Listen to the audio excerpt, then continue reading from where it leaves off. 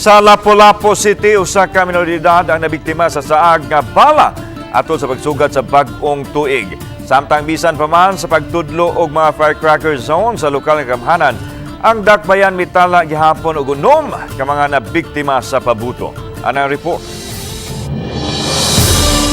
Nagbarug-barog lang sa gawa sa ilang balay sa sitio kay Mituhan, Barangay Basak, ang 15 anyos nga si John. Di tinuod nga pangan, aron mo tan-aw sa mga fountain nga gipasiga alas 12 sa tungang gabi ni adtong Enero 1. Apan kalit lang siya nakabatyag og sakit sa iyang bukton. Nya nagbarog nagtan-aw ko dito. Nya agad lang na ni kuan sa kong dinhi.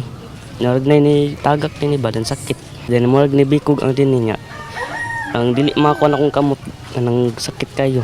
Dihang ilang gisusi ang palibot kung unsay nakaigo sa bukto ni John. Nakita nila ang usa ka bala sa armas. Pulos mga kabanay ra nila ang ilang silingan. Busa wa sila magdahom nga mabutang sa peligro ang iyang 15 anyos nga anak. Wala sa mi gidudahan kay wa mi nakakuan og nabay nagkupot dig armas diri napita.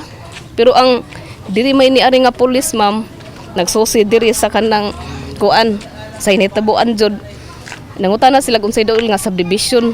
Ang Lapu-Lapu City Police wala pay matumbok nga posibleng responsable sa hitabo. Apan base sa data sa Lapu-Lapu City Police, tulo ang nabiktima sa saag nga bala sa dakbayan sa Lapu-Lapu gikan sa Disyembre 25 hangtod sa Enero 1. Our city director instructed the stations concerned that will conduct thorough investigation. So kinahanglan gyud ta og mga mag-convince na to ang mga witnesses ang kinsa mo na sila in case kung ang atong biktima dili mo file og kaso pwede ta maka-file og kaso.